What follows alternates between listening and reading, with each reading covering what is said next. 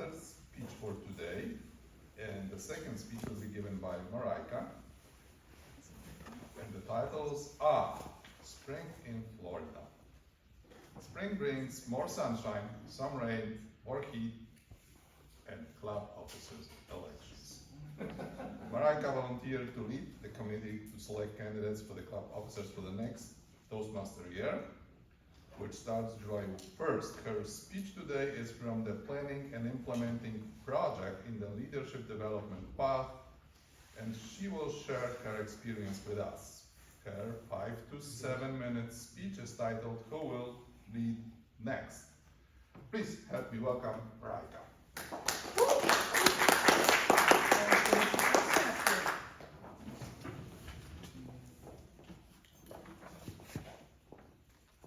Have you heard the phrase, begin with the end in mind? Begin with the end in mind. This is actually habit number 2 in Stephen Covey's book, The 7 Habits of Highly Effective People. And it's a great way to approach any project or activity that requires planning. Begin with the end in mind.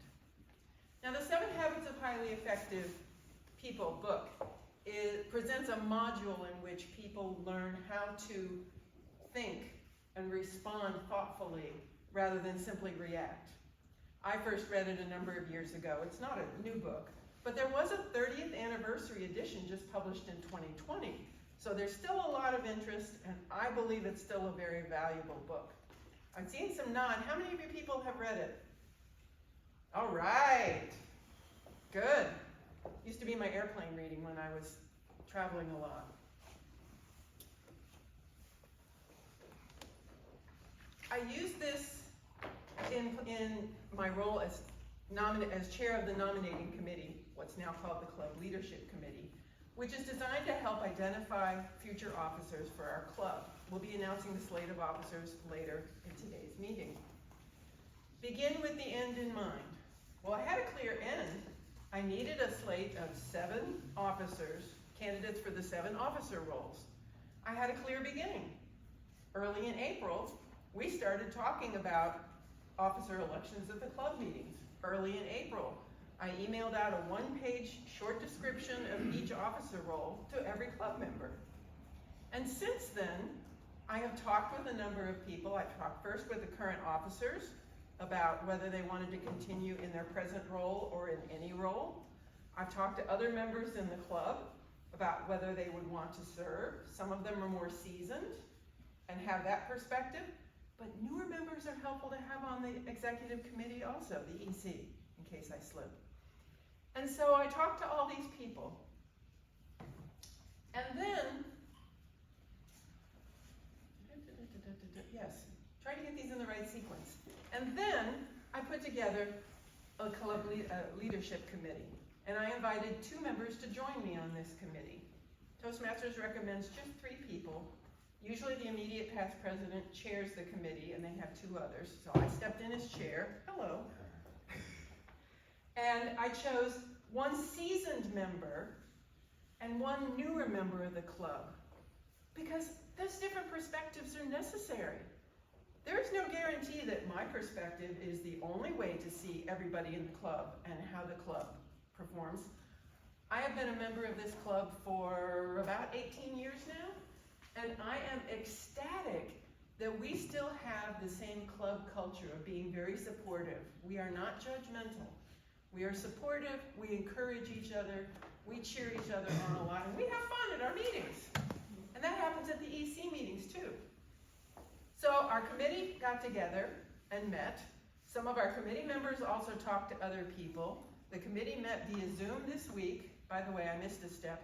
Once I had chosen and my committee members had agreed, I sent them all the information I had gathered about who was willing to serve in what role. And then we met earlier this week, and within an hour, we had a slate of officer candidates. And I am pleased to say that we were able to accomplish it that quickly. So the next time you're in the position of planning something, perhaps you can in mind the lessons that I've learned. Because did my planning and everything go perfectly? Of course not. It went cattywampus a few times. Here are a few things I could have done differently. Number one, my vision of the end of my project should have had a timeline. We started in early April. Toastmasters recommends that officers be elected the first meeting in May. That often doesn't happen. As long as it happens during the month of May, clubs are usually pretty good.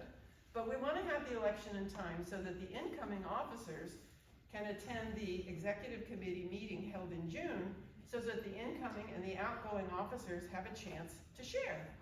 So I should have attached a date to it. That would have helped me not let it slip and slide. I should have chosen a committee sooner, because then I wouldn't have needed to do all the talking myself. I could have gotten other people to be talking to members. Will you serve? Won't you serve? Why do you think you can't serve if you can't necessarily be here 7 days a week, whatever the issue is? And there was a third one, and I've forgotten it right now. So let me inspire you. The next time you take on planning a project or an event, no matter how large, no matter how small. Price, maybe this concept would have helped you, maybe not.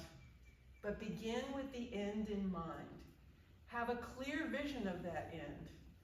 The concept of this, behind this, with Stephen Covey, is that there are always two of these events, if you will. First, there's the mental image, how you see it. And second, there's a physical. So if you begin with the end in mind, you start seeing clearly, you have a vision of where you're going. And that helps you figure out the steps how to get there.